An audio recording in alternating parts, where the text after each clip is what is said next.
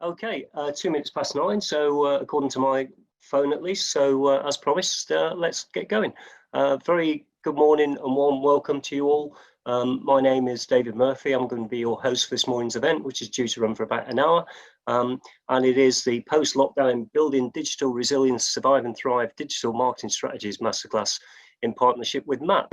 And I guess given yesterday's announcements about some of the lockdown restrictions in the UK being eased slightly, the timing couldn't have been much better. I'd like to say we planned it that way, but I'd be lying if I did. So anyway, first thing I want to do is just thank you all for attending such good numbers today. We've got a few more people, I think, who are going to drift in between now and the end of my intro, so hopefully they'll only miss that and not the main event. So first thing, if anyone hasn't already done so, if I could just ask you to follow the instructions on the screen there to rename yourselves. Just put your first name and your company name just so we can see who's in the room. It's very easy to do, so I'll leave you to do that while I talk. And if you could please make sure that your audio and video are turned off so you can concentrate on the presentation. And that's really all I need to say in terms of housekeeping. I'm going to hand you over very shortly to Rick Montbeer, who is Global Strategy Director at MAP. Rick's going to take you through a presentation looking at how marketers can prepare for the new normal once lockdowns are lifted. Oh, Rick, you've peaked too early. I can't see my notes now. Rick has started screen sharing. That's all right. Let me just, very importantly, Rick's presentation will take around 45 minutes, and then afterwards Rick's going to take questions. But MAP are really keen to make today's session as interactive as possible. To that end, if you've got any questions while you're listening to the presentation, if you could please put them in the chat function, and Rick's colleague Josh is going to answer as many of those as he can while Rick presents, and not just questions. There's a ton of interesting stats in the presentation, so if you see something or hear something that you think, wow, I never realized, or that doesn't sound right, whatever it might be, we'd love to get a conversation going on and a debate in the chat. So as I say, questions, comments, thoughts, just address them to everyone in the chat, and that will help make the session as interactive as possible. I know it's not always the way things are done. People want you to concentrate on their presentation, but Rick insisted to me yesterday that's exactly what they'd like to do today. Also use the chat if there's anything else that's not happening for you. You can't see the slides, you can't hear Rick's presentation, whatever it might be. And the last thing I think I need to tell you is that a bit later you'll get a link to a digital feedback form, so if you could take a minute to fill that in, we would really appreciate it. And I think with that now, I can, oh sorry, I realised, yeah, you will see that hopefully. No, will you not? I can't remember. I'm going to show you the digital feedback forms. I made the point of advancing my slides. So that's what it's going to look like. So you'll get a link to that later. And now, Rick, would you like to share your screen and take the floor, my friend? Thanks, David. Apologies for this earlier. That's all right. Nothing like live TV. I'm just going to stay online for a sec just to let you know that we can all hear you and see your slides. So if you want to share your screen now. Sure. Can you make me a host again, please? Oh, sorry. Was that gone? Oh yeah, don't know why that happened. Okay, you should now be able to share your screen, Rick. There we go. Perfect, we're all good. Okay, thanks, David. You're welcome. It always happens like this in a first meeting in the morning. So good morning, everyone. This morning we're going to walk you through a couple of things. So obviously COVID's going to play the major part in this presentation. We're going to look at the customer trends. Hopefully I'll leave you with some inspiration as well. It's not all doom and gloom. There's some exciting things as well, I think, especially in digital marketing. And then we're going to share some of the tactics that we've seen that work extremely well with other brands. Before we go into this, I wanted to share kind of a personal journey for digital marketing. I'm sure, like many of you, we had significant time to reflect on what is happening right now. And especially on our careers as well. You know, at some point in your life, when you work in marketing, you ask yourself a question: is this about this endless consumerism? You know, are we just there to sell stuff to people that they didn't want in the first place? And also, when you try to explain to your friends and family what it is that you do, you know, so it gets boiled down to, so you guys do spam, right? Or so you're tracking every single thing that you do, and sometimes it makes you worried, right? You wonder about it.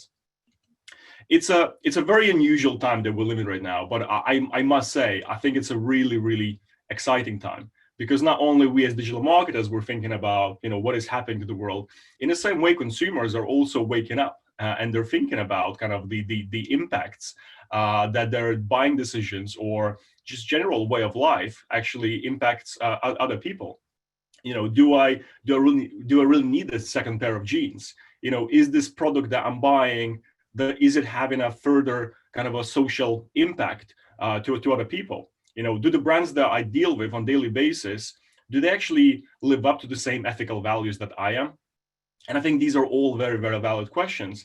And I think marketing for decades has been responsible for driving some of these kind of some of these challenges that we're facing right now. From kind of a strengthening the gender biases to discriminating people and so forth. And I think right now, not only we as digital marketers are being kind of supported in driving these ethical and consumer value-based messages, we're actually being encouraged now by our C-level to tell the story and to change the brand.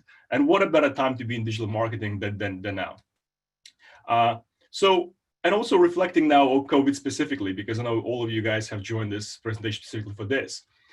We've surveyed 100 digital marketing managers in the UK, and we also surveyed 1,200 consumers from different backgrounds in the UK as well, to understand what challenges, concerns that they're seeing, especially when it comes to their confidence in spending in the future. And no surprise here, but 70% of brands surveyed, they think that COVID will have a significant impact to consumer confidence. Again, no shocking surprises here. In fact, I'm probably surprised that the number is not higher. When it comes to the consumer survey specifically that we've done back in April, those figures might have changed now slightly. But consumers are shopping as little as possible, right? They're saving money on some of the major purchases. In fact, 41% of consumers said that they're trying not to buy a new car or a new kitchen or a major white good because they just don't know what the situation is going to pan out like. But also with that in mind, consumers also moved some of their shopping habits to the online. In this case, 24% of consumers are actually have moved their spend to the online. However, the most important statistic here is that 36% of consumers that we surveyed are severely affected. And that figure is disproportionately disproportionately allocated towards the younger consumers. It's the consumers that are working in the retail sector or hospitality sector or travel sector. So they've been particularly severely affected. But it doesn't mean that that's the only consumer sector that's been affected, right? So everyone lost money in one way or another. Even the super rich as well. So it's spread out across various demographics. And when we look at what consumers are thinking of doing next, PwC research, in fact, it's a very, very insightful piece of content, if you guys haven't seen it yet, that talks about the consumer spending habits.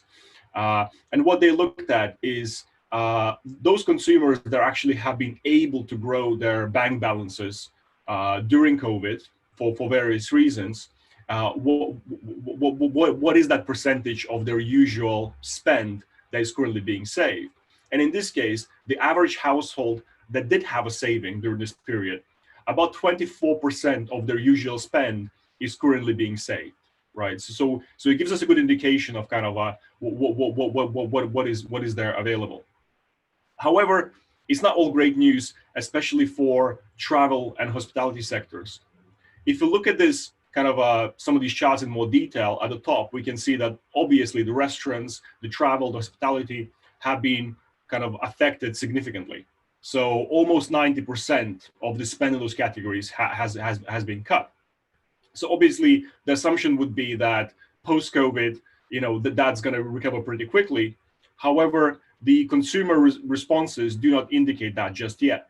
So out of those people that have saved cash during this period, about 50% they do intend to keep saving this money, because they're still not sure what's going to happen next. But then the ones that will spend the money, the primary things they're going to focus on is home improvements, household furnishings, clothing, and actually holiday and socializing. That's only about 16 to 12%, right? So what this indicates to us that the restaurants hospitality will take significantly longer to recover than some of the other sectors. When it comes to then how did the consumer behavior will change post-COVID, again, these questions give us a really good insight into how consumers are actually more focusing on the ethical values of the brands, and also how are those brands supporting local communities. So the two areas here specifically that have the biggest shift is that post-COVID, consumers are saying that they're more likely to do business with brands that have been supporting the NHS causes, but also the brands that have been looking after their staff, because the whole furlough scheme was obviously a major thing in the news and everyone knows what it is, right? So, it's how have the brands treated their employees during the COVID is also going to play a major role in deciding which brands they want to work with in the future. And also there was a significant growth in shifting more towards the ethical brands, but also shopping smaller and local. And this could be for the ethical reasons, but this could also be for reasons of people not willing to take the risk of traveling further into let's say, larger supermarkets or into a mega stores. Also, I find these open-ended responses probably the most insightful, because you can never predict what the customers are going to say, or in fact, what brands are going to say. And in one of the responses, I think they summarize the consumer feelings about post-COVID really, really well.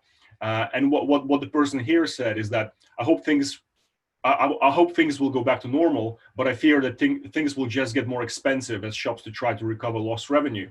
And it's a very, very valid argument. Many consumers will be concerned that, whatever company, whether it's in finance, whether it's in travel, whether it's hospitality, hotels, whatever business they want to do business, whatever business they want to shop with or spend their money with, they'll be worried that those shops will be trying to recover this lost revenue through other means, through upsell or through hidden charges and whatnot. So it's very, very important that we as marketers remain as transparent as possible for some of those additional extras or additional costs that we'll be charging that we didn't charge before, because otherwise there is a risk of consumer backlash.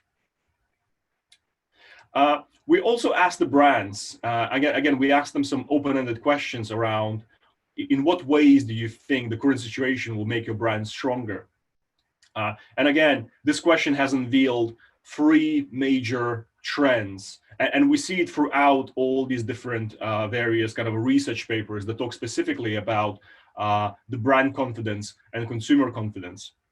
And those three trends are it's the focus on brand values, it's the move to the digital, and also it's the resilience. Many brands believe that they'll become more resilient if they survive this current situation. And here are some of the quotes that summarize the brand values. So brands do believe that consumers will shift to healthier options. They'll start worry about their well-being. Do I need to start running? Do I need to start eating more vegetables? Also, they'll be focusing more on brands that are sustainable. Also, they will shift to brands that have stronger values, and the values that are reflecting who they are as individuals as well. And again, this has always been true in marketing, in digital, but I think now more than ever, it's becoming a critical factor. So rather than talking about costs and cost savings and so forth, I think it's so much more important to talk about the values that your brand stands for. And here's some of the examples of how some brands have addressed this. Again, Admiral, totally unexpectedly to most of their customers, have sent them an email saying that they're going to give £25 off on their insurance premium. And again, it's their the reviews on Trustpilot have increased significantly since that happened. And obviously, next time when people look at renewing their insurance, that's the first thing they'll remember. It's how they were treated during the situation. Also, all the more delaying the mortgage payments. Again, many banks have followed suit, and I believe it was the only right thing to do. But also there's some unusual examples as well that you wouldn't really expect. This is what ASDA did just before the Father's Day, because obviously many people have been affected. Many people have perished, during this period, and particularly the elderly generation has been affected severely. So with that in mind, rather than launching the Father's Day campaign, ASDA has actually warned all their customers and said, the Father's Day is coming up, and we appreciate that this is a sensitive time. Click here to opt out of the Father's Day communications. It's a very unusual, it's unexpected kind of a gesture, but nevertheless a very, very powerful one. And I believe more gestures like this will be seen by brands. The second one is the resilience and agility. So again, many brands do believe that this has made their team stronger. It made the marketing teams think outside the box and find other ways to engage customers, create new propositions, and also new way of communicating. We personally at MAP, we found that our communication within the organization has improved significantly, just through using the online tools that we have. And I think many digital marketing teams felt the same way. And last but not least, again, this is one of the kind of other bigger shifts, is that more brands realize that actually perhaps their e-commerce wasn't quite up to scratch to handle the current demand, or maybe the internal capabilities around particular domains of expertise also haven't been kind of up to scratch to support the current spike in demand. So these are the kind of the three trends that we're seeing from brands, but also this is reflected in the other research that we see in the marketplace. Also, let's travel back in time for a little bit, and let's have a look at what happened during the 2008 financial crisis. And this is a research by McKinsey Global Institute. And what they found, they compared brands that were of similar revenue size to their competitors before the crisis and after the crisis, and then they surveyed them to understand what kind of strategy have they applied during the crisis. And what they found is that the brands that actually, when they went into the crisis, the ones that had the long-term strategy, where they weren't immediately cutting costs in marketing, they weren't furloughing people as much, they were looking at, what are the longer-term opportunities of the situation. They actually done significantly better, in the 4 years that followed, or 5 years that followed. In some cases, the average revenue was 34% higher than the counterparts that were focusing on the short term. And I think it's really good for us also to stop and reflect around how we're currently designing our strategies to compete in the future. Obviously, it's not possible for all the businesses. Some businesses have significantly suffered during this period. So thinking about the long term might be very, very difficult. But when it is possible, when more investments are still available, we should be thinking about the long-term strategy and focusing on those brand values that we spoke about earlier to really reassure customers that you're the right partner. So this is where we want to kind of send you a quick poll. So we also asked the brand marketing managers around what kind of capabilities do they feel they wish they had kind of a stronger ability in before they went into the COVID. So let me just launch this quick poll and see what you guys say as well. I'm going to keep this for about 10 seconds. You guys should see a poll on your screen right now.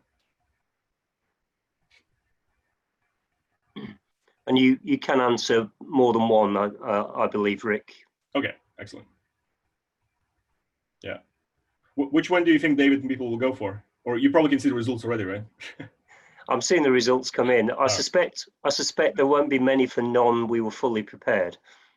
I was, you know what? I was surprised. I think originally when we did the survey, there were a couple of brands that said that. I was like, wow, okay, that's you were prepared for that.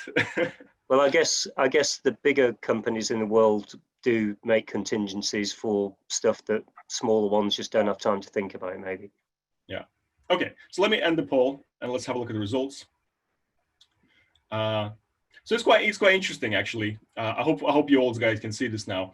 The results were pretty much spot on to what we've seen as well. So 61% of people here said customer insights, something that you wish you had better kind of insight for, followed by marketing automation, and I guess followed by strategy and e-commerce. So let me share it here. So it's a very sorry, let me close the poll. So yeah, we've seen a very similar pattern. So 41% of brands said that they wish they had better customer insights. And I think this is probably a reflection of so many brands relying on the paid media and advertising to drive traffic, even from the existing customer base to their website. But when so many brands have switched off the paid media advertising during COVID, they realize that actually, we don't have other means of re-engaging our existing customers. And actually, in fact, we know so little about our existing customers, what makes them tick, what makes them make the repeat purchases, and actually who are the high value customers. So I think what you guys said here, it's very relevant, and obviously followed by strategy as well. I was actually slightly surprised about that. I kind of assumed that most brands kind of would have had a strategy, but I guess it's probably a reflection of a strategy for the long term. When something like this happens, what is it that you do? Okay, so whilst I know this presentation is about COVID, I wanted to, with this kind of a long-term strategy in mind and helping to prevent you from focusing on the short term, I just wanted to share some seismic shifts that are happening right now in kind of in the battle for consumer data, and particularly in the battle for customer insights into what influences the buying decisions. And it's very important for brands that are currently very savvy in e-commerce and digital, but also if you're now kind of expanding into digital more because of the current situation, it's something that you really need to be aware of, because some of those short-term tactics that might be available to you will actually come at a cost at a later date. So let me walk you through some of the examples of what's been happening in the market since last year. So here's just one of the examples. So in March last year, Shopify and MailChimp. Shopify are kind of a huge e-commerce platform, almost 1 million merchants last year. I think it's higher now. And then MailChimp, they have 11 million kind of brands using the platform. And they had a dispute, right? So the partnership fell apart because they couldn't agree who needs to have access to the customer data. Now, we're not talking about brand data. We're talking about the consumer data that is stored in those systems and how the data should be shared, right? So that makes you wonder, these big partnerships fall apart because of access to consumer data. Well, how could that be? Also, I'm sure you're all aware of this, both Facebook and Google launched this amazing kind of a new shopping experience. Google invited merchants to sell for free on their platform. But in many ways, if you think about the main business model for Facebook and Google, it is about traffic, it is about advertising, it is about selling media. And I think in these times when people are cutting the paid media advertising budget, they're realizing that they need to have more insights into the kind of into your customer buying behavior. And obviously by doing this, they give you greater access and faster reach into the Facebook kind of audience and Google audience. But also it means that all of that insight about how customers shop, kind of what interaction points they go through, it's not available to you anymore. It's only available for Facebook and Google, and they decide how much information to give to you. Also, some additional kind of news that happened recently is that both Shopify and Facebook, they launched their email marketing capabilities. Now, they're not real kind of email marketing capabilities that are comparable to some of the even smaller vendors out there. But if I had to guess what's happening here, I think they're trying to get a better understanding of what are the journey paths that customers take before they make a conversion. And obviously, email was something that was a major blind spot for Facebook and for Shopify. And them having access to the email marketing channel, even if not every single customer uses that, it'll give them a better insight into what impact an email actually has on the customer buying behavior. And again, that means that they might start having more insights about the way your customers engaged across multiple channels. If you think that this is just me kind of guessing, look at what happened to Amazon. I don't know if you guys have noticed this, but Amazon has started hiding the transaction transaction details from their emails. And here's two examples. So in January, there's a kind of a product that I bought. So you can see that product details are included, and Gmail could actually extract this so they can show what the product is. Whereas now in May, they don't tell you what it is. You have to click through to it. And it makes you wonder, it's like, wow, so it's so much more important for Amazon to hide the details from the competition, from Google, than to actually provide the customers a better customer experience, right? So it makes you realize how valuable this thing is that they're trying to hide from Google. And then also Shopify recently launched Shop app that is supposed to bring all of your merchants into a single app, so you're able to get the latest notifications. I probably would argue that the app itself, it might change, but I would argue that the app itself is not particularly useful for the consumer just yet. But the only thing that it does really, really well is scrapes your entire email, right? So the first thing that it does when you open the app, it asks you to open up your entire email inbox for them to look for all your transactional messages, right? So again, what this says is that there's so much premium that is being placed on the existing customer data and interaction touch points. And this would provide Shopify with transactions across all the other merchants that you deal with outside the Shopify platform, with things like eBay, not Amazon, because they're hiding it. But again, it makes you wonder. Also, there's brands that will try to get hold of this customer insights data at any cost, right? And when that happens, we also have to stop and think about, okay, well, if that's so valuable for other brands, what value does this data have to me as well? So again, more recently this year, Google moved their data processing into the US. So kind of if you have Google Analytics tags or any other kind of Google tags on your website, from now on, this data will be processed through a US data controller. And again, we're speculating here, but with what happened in France, where Google being fined in France for kind of opaque, inconsistent ad rules, and it was a fairly significant fine. I think that could also explain maybe some of those reasons why that decision. And also more recently, we've always been told that third-party data is anonymous, that we can't identify the individuals that we track using these third-party data platforms. And this is most recent, just this week. There was an announcement that the BlueKai data has been compromised. Over 1 billion records, and they claim to have access to 1% of all global traffic data. And whilst they always said that data is anonymous, it's been proven that that data that was leaked actually contained email addresses, transaction details, home addresses, beyond many other things, right? So again, with that in mind, I think we as brand, when we go for some of those kind of quick wins to drive significant amount of traffic to our websites, we have to think about the bigger implications beyond that. And to summarize this, I put this quote on there, that's saying that actually, to be truly customer-centric, like we all claim to be, in our kind of on our websites and in our kind of annual reports, we all say that we want to be the most customer-centric finance brand or travel brand or retail brand. But let's remember that being customer centric and being legally compliant are not the same things. It's not enough to just assume that the customers will read the privacy policies of those platforms that you put on your website.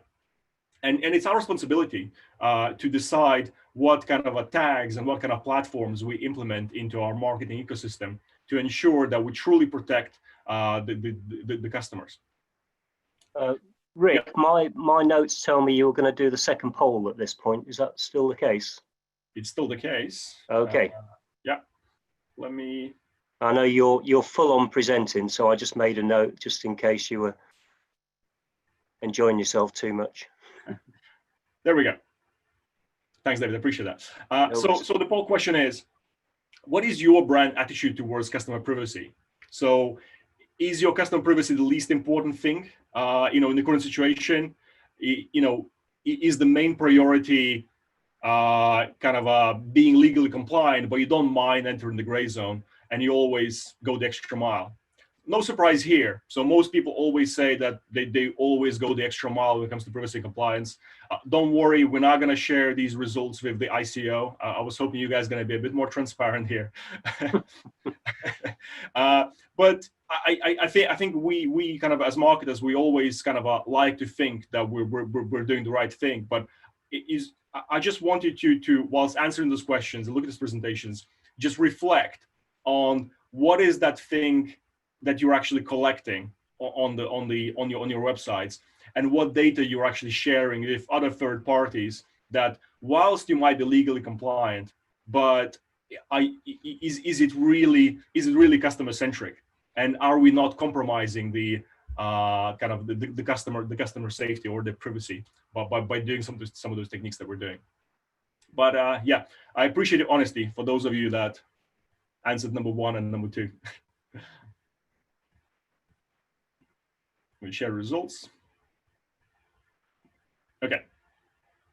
So with all of this in mind, with what's happening in COVID, with what's happening with the other platforms trying to get hold of your customer data and extract the insights, in some cases giving you the traffic, but not necessarily giving you the insights about the way customers buy, you still have to manage these day-to-day marketing communications.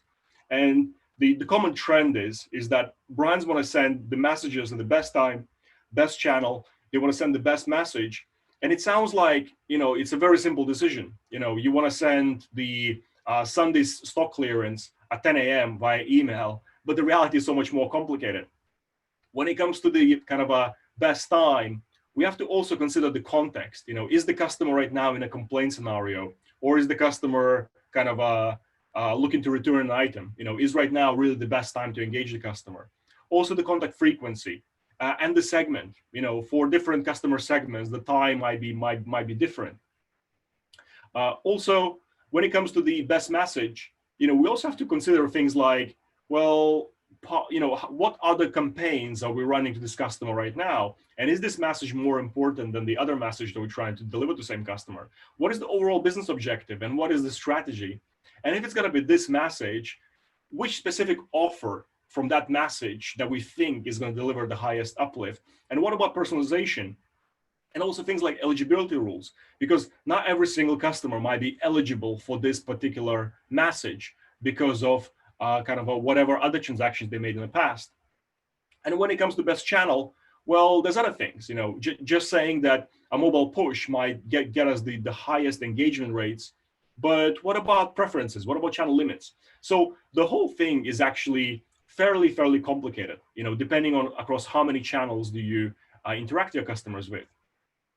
And whilst that is happening, the research has found that about 58% of marketers still base at least half of their regular business decisions based on gut feel rather than data.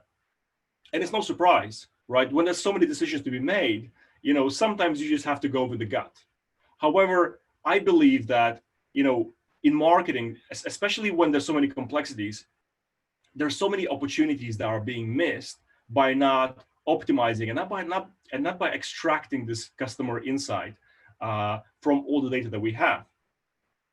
And I almost look at marketing like like sport, right? Because if you look at improving anything, just like you try to improve marketing, you can also try to improve your body, right? We're all thinking about living healthier lives. We all go for a run now because we're worried about getting infections.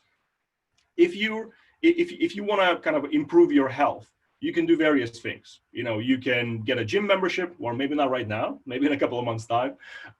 You can get a meal replacement plan. You can buy scales. You can go running, which is free, or you can buy a smartwatch and then track your heart rate, the speed of running, and all these other things. And I believe marketing is very similar to sport in many ways, is because you don't really win big gold medals or Olympic gold medals unless you track every single thing that you do, from your calorie intake, from how fast you run, from your activity levels. So all those things.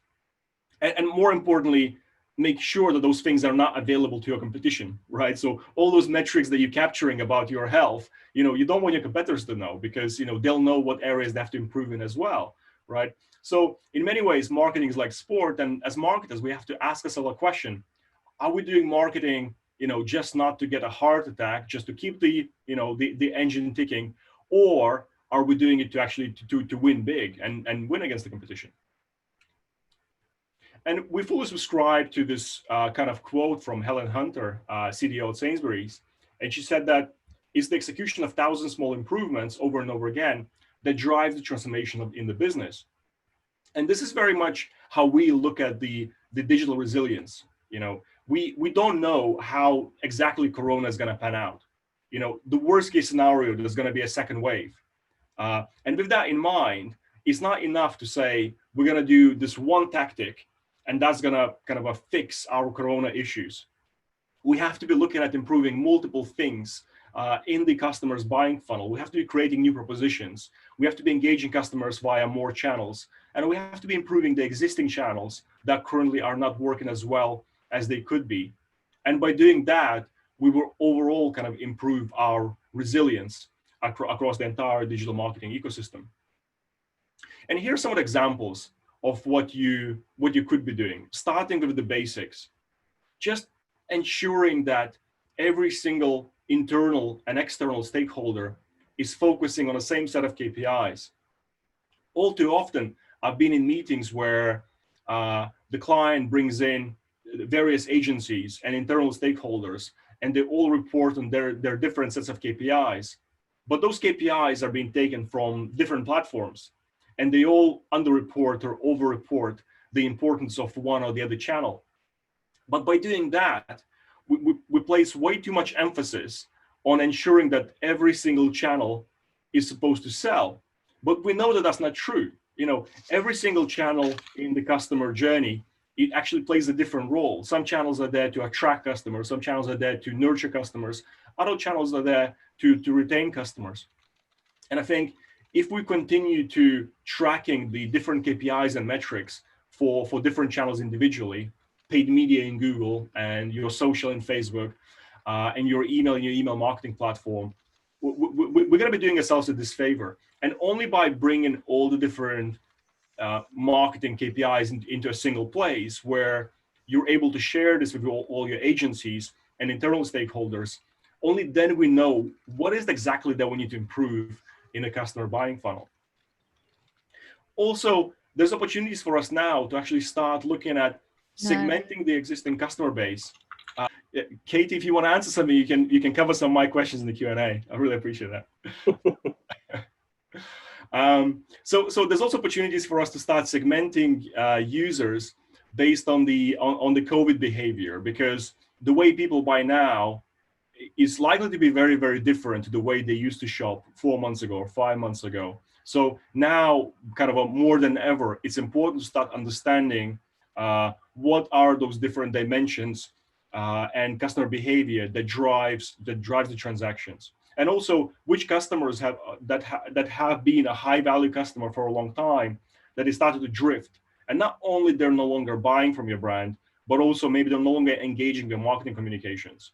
And I think now more than ever is the time when you start getting hold of those insights.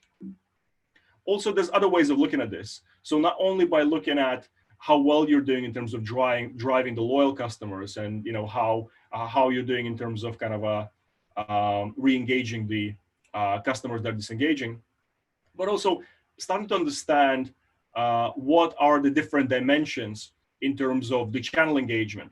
So has my particular customer segment, let's say maybe high value buyers for electronics, have they moved to a different channel? Are they engaging more on social than they used to? Maybe in the past they used to use email. Also, are my kind of existing high value customer numbers increasing or decreasing in terms of the interaction on your online properties? And also, but by far probably most important is also understanding the funnel, because typically when you look at KPIs, you will be looking backwards of what happened in the past. So how well have we done last week, or how well have we done in last month? But more importantly now, during this current situation, it's important to start looking at the funnel. So how many customers are there right now in the buying funnel? So how many people have added stuff to the basket? How many people have looked at different products? How many people are using multiple devices to interact with the brand? Because that will give you a really good indication on whether you will hit this month's target or this quarter's target or not. Because just looking in the past, it's not going to help you in the future. So in this case, if we can see that your engaged users are dropping, again, that actually we need to do some more campaigning or more customer outreach. I also wanted to look at the past, right? So this was a paper published by HBR in 2009 that was reflecting on the 2008 recession. And I know there were some questions prior to this masterclass where people asked us about some of the tactics for various customer segments. I'm not going to go through all of these, but I think this matrix gives you a really good kind of insight into what kind of messages you should be delivering for the various types of customers. And just to quickly explain this diagram, at the top here, we have the types of purchases that customers might be considering. So your essentials that you just have to buy, the food, and so forth. Then is the treats. So these are not necessarily essentials, but people will always buy those kind of snacks or little luxuries that they can't live without. And then you have postponables, the things that, I kind of need, but I can wait for it. And then you have the expandables. So these are the luxury treats, right? And then also there's various customer segments. So slam on the brake segment. So these are the people that have been most affected financially, right? So you get a better understanding of kind of what their attitudes will be towards different products. And in this case, what the recommendation for the, let's say, slam on the brakes expandables is that maybe if you are selling more of a luxury product that's considered to be expandable, the way you engage with the slam on the brakes customers is not that you stop talking to them because they're not going to spend, but you can still inspire them to provide them alternatives, maybe some DIY alternatives for some of those expendables. And there's many other examples, but I just want to share this with you guys because I personally found this really, really insightful. And there's a link here as well. The other ways of kind of we could improve the current situation is by applying some of those insights to action. So, for example, let's take the most frequently used campaign, things like abandoned basket.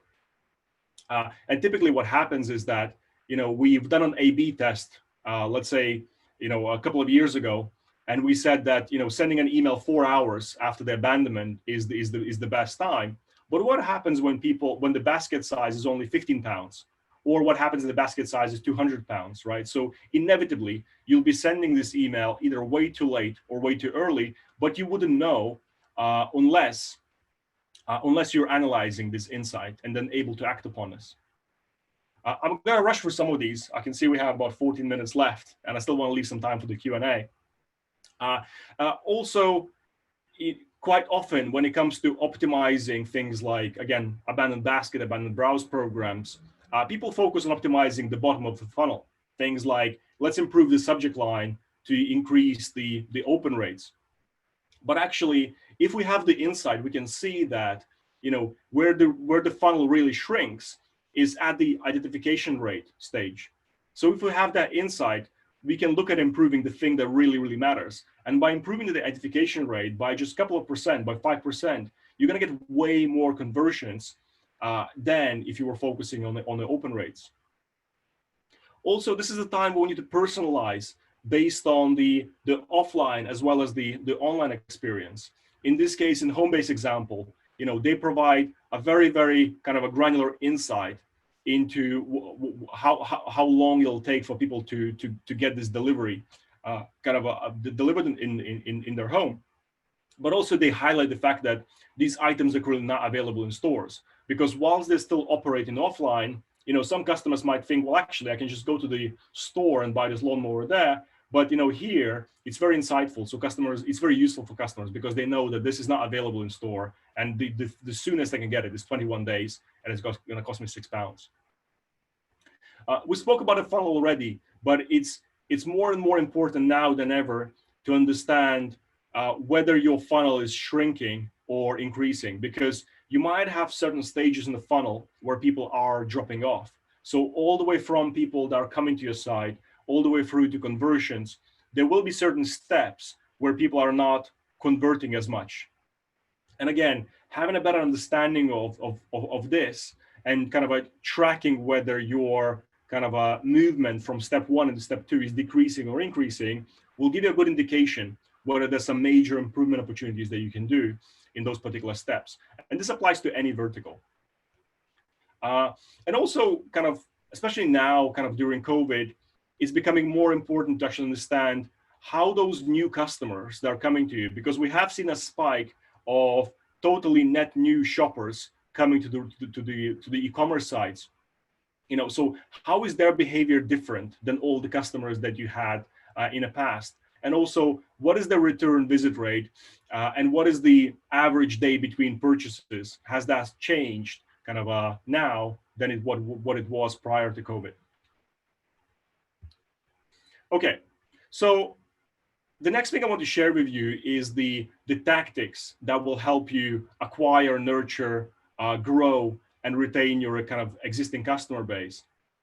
You can also treat it as, I know in the questions we had some questions around the kind of how has the B2B marketing evolved, or what should we do in B2B marketing. You could almost treat these 100 tactics as our tactic that we use that map to re-engage the customer that might not necessarily be in a buying cycle. So what we've done is we've taken our kind of years of expertise in digital marketing, and typically something that we discuss with our customers during the onboarding phase or during or during the account management interactions, we decided to share all those tactics for free for anyone that works in digital marketing, because it's our way of helping the community, but also it's helping us to understand what marketers are actually caring about right now. So let me share this, and we're going to send this link to you guys at the end of this presentation. But the website is called Improve Your Marketing. And if you go in here, we basically listed those hundreds of different tactics that have proven to work for acquiring, nurturing, growing, and retaining customers.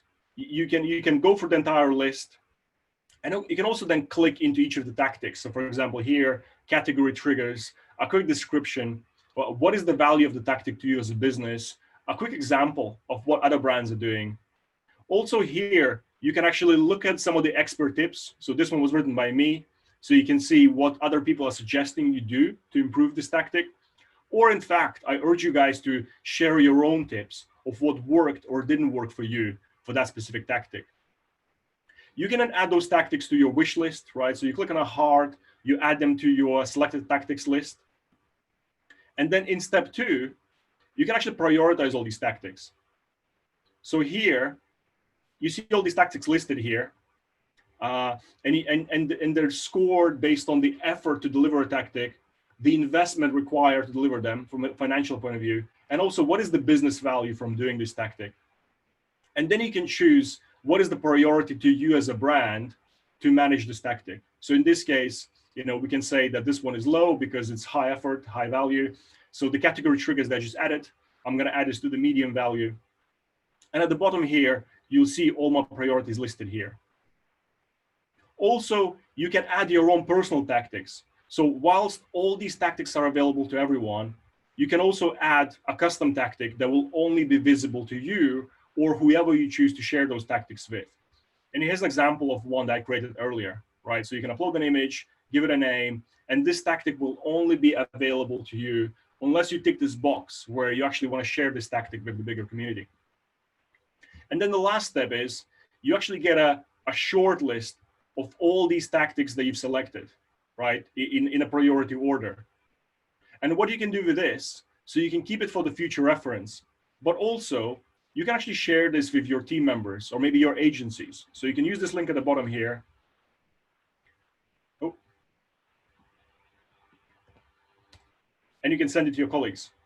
So they can see what are those tactics that you're working on next. So I highly encourage you guys to use this. Again, some really good examples of other brands as well, and do contribute your own expert tips as well. So let me go just skip to the last part. So before we do the Q&A, I know we have a couple of minutes left. I just want to kind of give you an overview of who we are and what does MAP do. So we help you unify all your customer data into a single place from various sources, from the in-store, from the e-commerce, transactional data, event data into a single place. So you're able to do things like marketing-friendly KPIs that you can share with your entire marketing organization or your agencies. We also provide marketing analytics, so you can actually understand kind of which campaigns are working and not working, during the current period. And we also provide the insights. So we focus on delivering marketing-friendly insights rather than analytics that only a handful of people can understand. And all those insights can then be, within a couple of clicks, they can be activated for engagement via email, mobile push, paid media, or SMS through things like automations and drag and drop kind of templates. And all of this behavior data is also then overlaid with an AI layer where we can do things like predict customer churn, predict customer spend the next 30 days, or predict how much is the customer going to spend. And even do things like predict the customer's likelihood to convert in real time in the session. So this is us. We work with many kind of global brands, not only retail, but also finance, as well as travel. And we work with agencies as well. So, we would love to hear from anyone really to see if we can help you with some of those tactics. And the last, I know we have a quick poll here as well. So let me quickly launch it. Can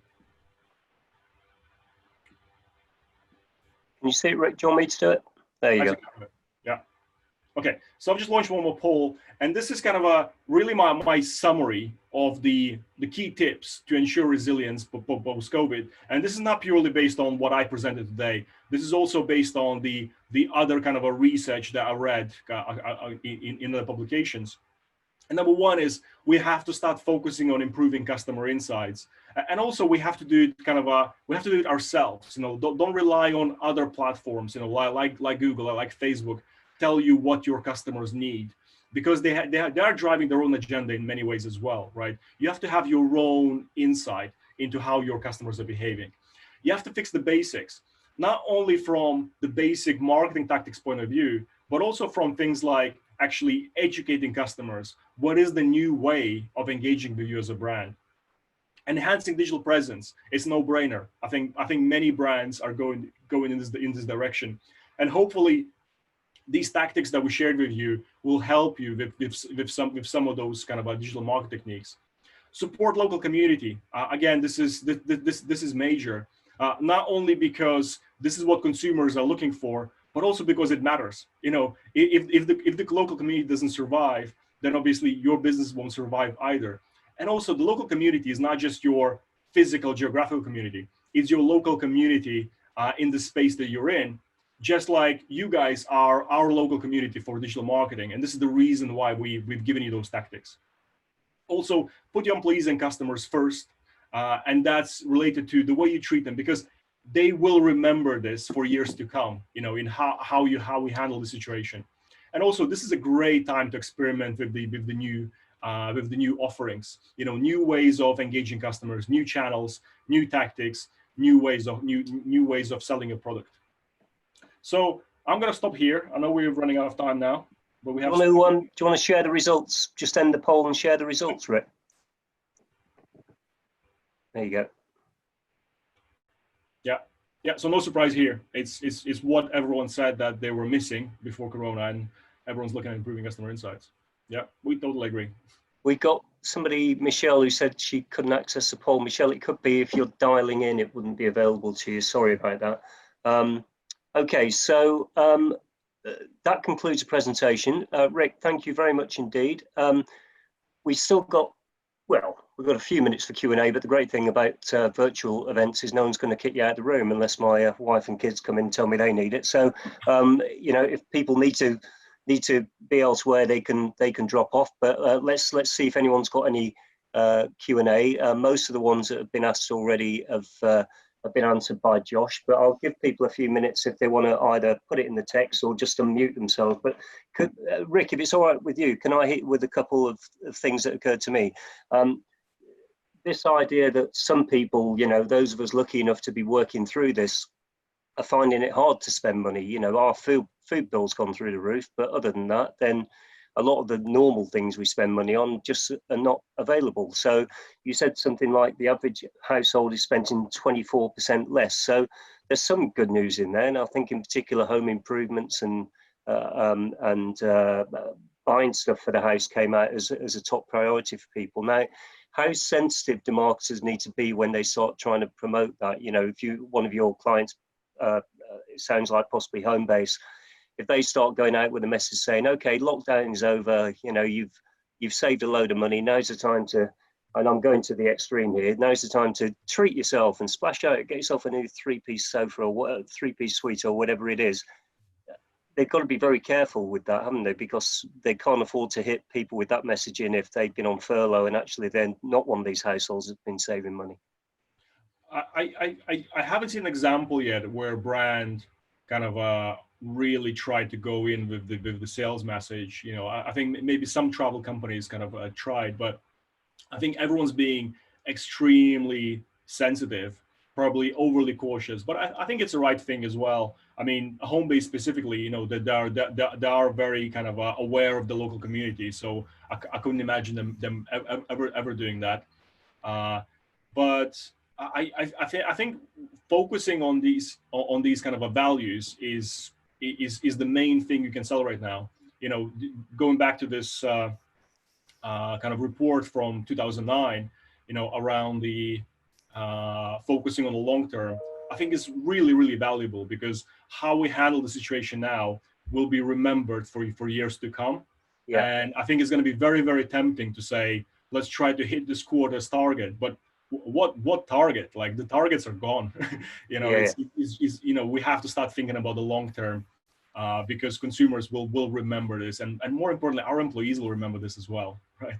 I think it's time where we go back to the basics and focus on values. Like I was saying at the beginning, we're in such an amazing position right now in digital marketing, where not only we're allowed to talk about the values and the ethics behind what we do, we're encouraged to do that. And marketing's been kind of a big problem in the past for this. We have been kind of creating these stereotypes and gender biases. So I think right now this is the best time that we have to actually do something different. And I think, yeah, it's exciting time for us guys. Yeah, you probably won't have seen it because you were presenting, but one of the delegates in the chat, a stationery company, said they reached out to customers asking them to pre-order next year's calendar to help them out with their cash flow, and they said the results were off the scale. Just because they were honest and saying to people, if you want us to be around, in the future, we need a bit of support and a bit of help. Just a couple of specific questions that have come in. Do you have any additional presentations like this that are focused on healthcare/pharma, and then somebody else has added, or manufacturing? We definitely don't have a presentation like this yet, but feel free to reach out to us, and then we can discuss how this could apply to your verticals as well. Okay, I've got one more, and then we'll see if anyone wants to be brave and unmute themselves and hit you with a question. The thing you mentioned about Amazon, taking the details of what you've ordered out of their emails, do you know how long that's been going on for?